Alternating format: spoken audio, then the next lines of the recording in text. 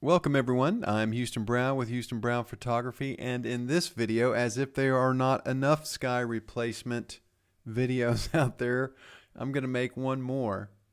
But I'm going to throw in something I learned a few months ago, and I wish I could remember. I looked before I started this and I could not find the video. I didn't want to spend all night looking for it. Couldn't find the gentleman's video that I watched that I found this tip in, but this is kind of, I'm going to call it old school sky replacement, where you use levels in a channel. But that seems to work really, really well. I mean, I've tried the different techniques and it works well for me, especially in landscape or this real estate photography. It works great for me. I'm going to go through the first part kind of fast because I'm assuming some of you probably already know this. And if you don't, you can always press pause and back up if I go too fast. Here's our image. Here is the sky that was obviously there when I took it. This tree was kind of coming up behind me. It's mostly dead branches, so we're going to get rid of that anyway, so I didn't care that it was there. This is the sky that I want to use. I've already kind of positioned it into place. The first thing I'm going to do is go over here to my channels. I'm going to pick the blue. I've always, in landscape, almost 99.9% of the time I've picked blue, and I only say that because I'm just leaving a little bit there in case I haven't, but I'm just telling you I've always used blue. So we're going to duplicate this by clicking and dragging it down here to this new levels or new channel icon, new file, whatever it's called. And then I want to bring up levels, so I'm going to hit Command L, Control L on the PC. And what I'm looking to do here is make the blacks blacker and the whites whiter. Well, the sky is really close to white, but generally the first thing I do is bring in the blacks because the sky is already so white. So I'll just bring that in, bring that in, bring that in. And just from experience, I can tell you it's at least halfway or better generally. Now you can see that the sky is turning dark over here. So I'm going to go grab my highlights and I'm going to pull them in.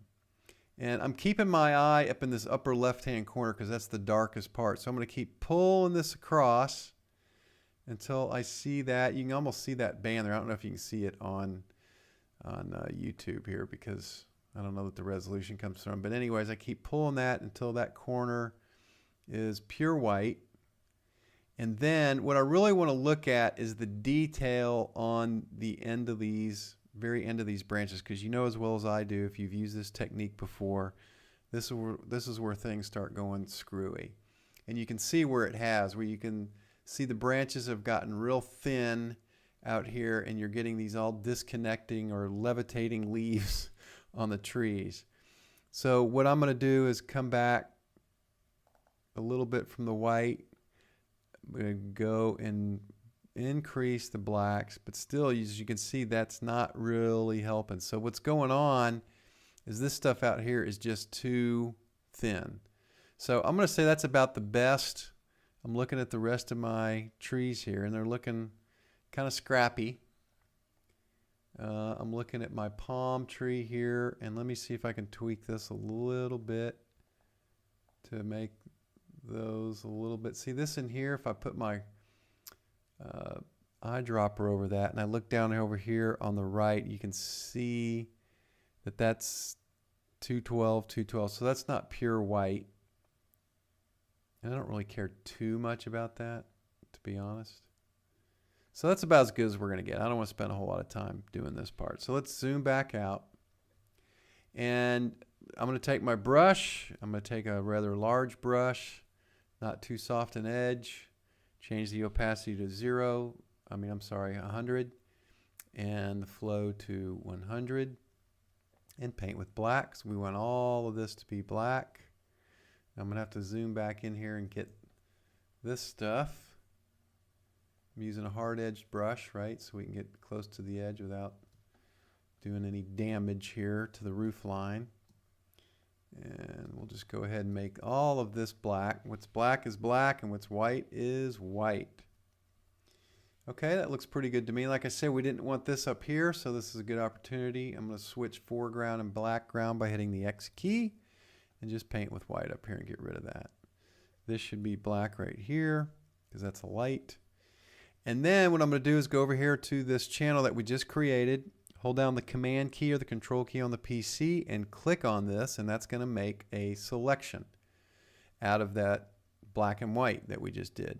So I'm going to go back up here to RGB, go back to my layers, and I'm going to create a mask on this layer. Now, if I create a mask, it's going to make the wrong selection.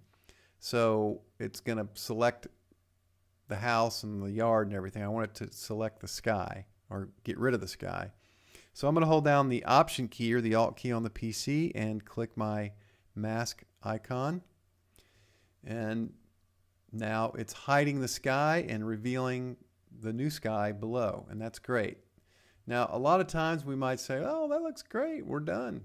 But if you zoom in here a little bit, I always go to 100% just to make sure. So if it's at 100% and the client wants to print this, they're going to see that outline. And the palm tree is not too bad. Matter of fact, you could probably get away with that. But this tree is a little scrappy, so what I might do is go in here on the mask layer and get rid of that. But before we do that, you can see, now this image is not too bad. I looked for a couple of images that was really bad, but I couldn't find one. But you will run into a situation where you replace the sky. Maybe it's the sky I'm using is already kind of bright right here, so it doesn't look too bad. But if it was any bluer, I think this might not look so good. So anyways, this tip will work no matter well, in 90% of the skies you replace, this tip will probably work. I mean, it really changed the way my sky replacements look, I got to tell you.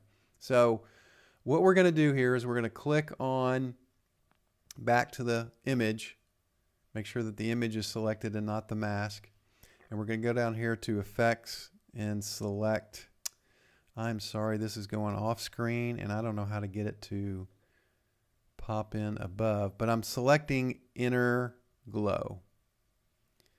All right, so when that dialog box comes up, let's bring that up here. And you can see what it's doing. It's filling in, so you know you get that little white fringe. So what we're doing is we're filling that in. So what we need to do is right now it's black at normal at 100%. We don't want black.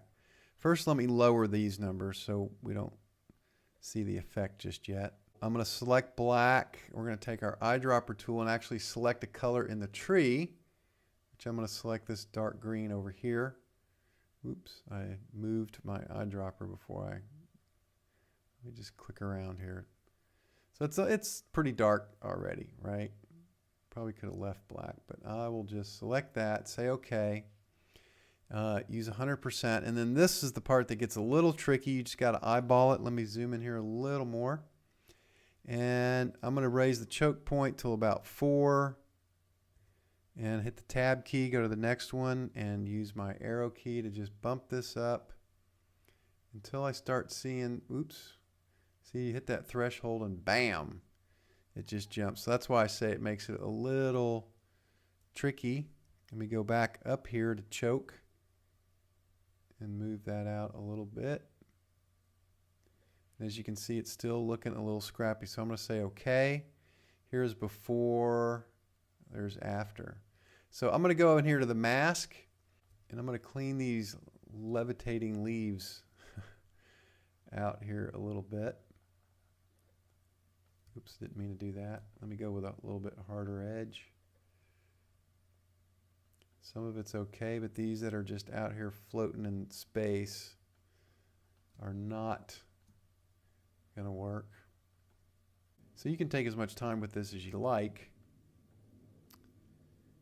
I'm not going to go and spend a whole lot of time here. I think you get the drift. So I'm going to go back to fill the screen with this.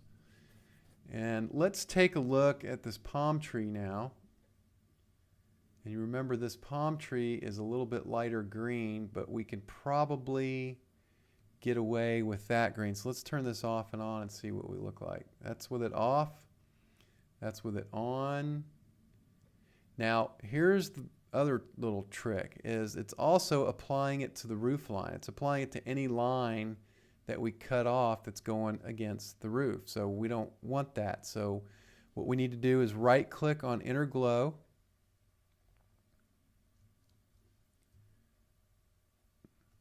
and select Create Layer. And what that does is it puts that effect on its own layer.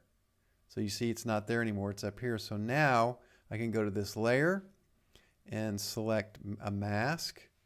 And now I can take my brush, paint with black, 100%, and take it, let's zoom in here so you can see, take it off the roof line.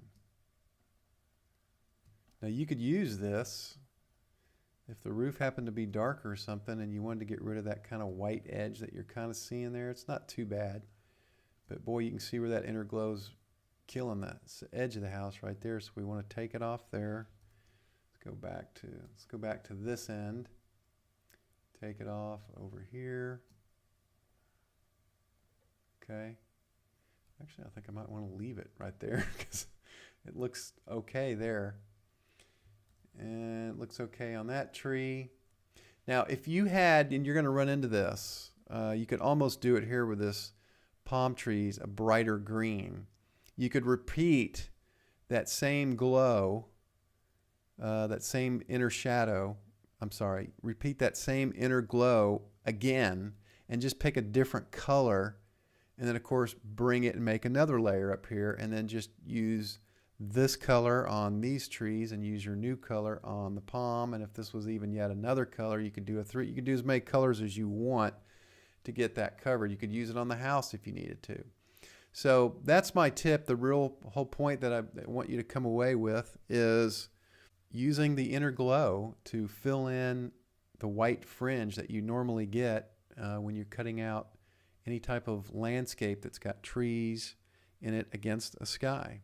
So as always, if you like the video, leave a thumbs up. Like to hear your comments or any feedbacks or any other tutorials that you might like to see. We'll see you in the next video. Thanks for watching.